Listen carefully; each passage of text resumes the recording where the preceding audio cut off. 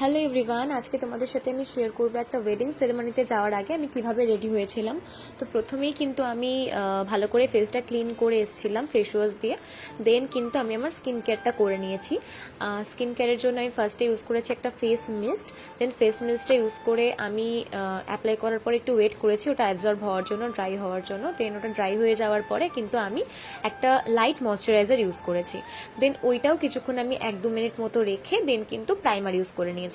আর আমি এখানে নিজেও রেডি হচ্ছিলাম, সাথে সাথে কিন্তু আমার মাকেও রেডি করছিলাম। আর এই যে সেট আপটা দেখছো, এটা কিন্তু লজেই আমি রেডি হচ্ছিলাম, মানে ডোরটা ওপেন করলেই আমি বিয়ে বাড়িতে চলে যাব আর কি, এরকম একটা ব্যাপার। তো ঝটাফট রেডি হচ্ছিলাম, কেননা টাইম একদম ছিল না। তারপরে দেখো আমি কিন্তু ফাউন্ডেশন ইউজ করে নিয়েছি। আমি ভীষণ তাড়াতাড়ি রেডি হচ্ছিলাম, কেননা টাইম একদমই কম ছিল হাতে। ভালো করে ফাউন্ডেশন ইউজ করে নিয়েছি, ভালো করে ফাউন্ডেশন ইউজ করে ব্লেন্ড করে নিচ্ছিলাম। দেন ফাউন্ডেশন ইউজ করার পরে কিন্তু আমি কনসিলার ইউজ করে নিয়েছি, যেখানে যেখানে কনসিলারের প্রয়োজন ছিল। যেরকম ধরো হাইলাইটেড এরিয়া যেগুলো ছিল, বা যেখানে যেখানে আমার ডার্ক স্পটের প্রবলেম ছিল। আমার রিসেন্টলি একটু ডার্ক সার্কেলের প্রবলেম হয়ে গেছে রাত জেগে জেগে এডিট করে, ফোনে কাজ করে। তো সেগুলোকে হাইড করার জন্য কনসিলার ইউজ করে নিয়েছিলাম। দেন কিন্তু ইউজ করে নিয়েছি কম্প্যাক্ট। আমি ম্যাক্সিমাম টাইম কম্প্যাক্ট পাউডারই ইউজ করি, লুজ পাউডার আমি খুব কম ইউজ করি। গরম ছাড়া আমি লুজ পাউডার দিয়ে সেট করি না, আমি কম্প্যাক্ট পাউডার দিয়েই ফেস কিন্তু সেট করি। দেন কম্প্যাক্ট পাউডার ইউজ করে বেসটাকে মোটামুটি রেডি করে আমি চলে গিয়েছিলাম আমার মায়ের মেকআপ করতে।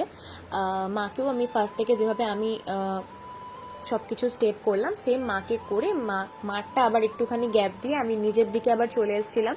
আমি এখানে দেখো আমার আইব্রোটা ফার্স্টে ড্র করে নিচ্ছি। আইব্রোটা করার পরে কিন্তু আমি আমার আয়ের দিকে যাবো। এখানে তোমরা দেখছো বারবার সবাই আছে যাচ্ছে, আসলে এই একটা রুমই ছিল লজে, যেখানেই মানে সবাই আসছিল যাচ্ছিল, খুব প্রবলেম হচ্ছিল সাজতে, বাট যাই হোক আমি ম্যানেজ করেছি। দেখো আমি এখানে আই মেকআপটা করে নিচ্ছি। আর কিছু একটা বলছিল কেউ একটা পাশে, আমি সেই দিকেই তাকাচ্ছিলাম। তো আমি সিম্পল আই মেকআপ একটা করে নিয়েছি, যাতে যত তাড়াতাড়ি সম্ভব রেডি আমি হতে পারি, সেরকমই একটা ইজি আই মেকআপ করে।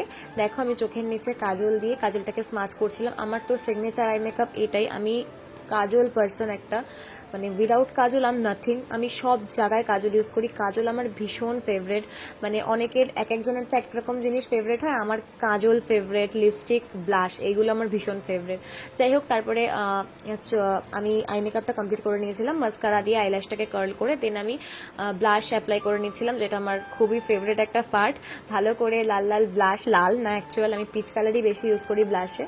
ব্লাশ ইউজ করে নেওয়ার পরে আমি কিন্তু ভালো করে হাইলাইটার ইউজ করেছিলাম। হাইলাইটারও আমার ভীষণ প্রিয় একটা পার্ট, মানে পুরো মেকআপটাই হচ্ছে আমার প্রিয়, তার মধ্যে কিছু কিছু স্টেপ একটু স্পেশাল। আর আমি কন্ট্রোল করি না, আমি খুব কম, মানে খুব সামান্যই কন্ট্রোল করেছিলাম, একদম হালকা করে।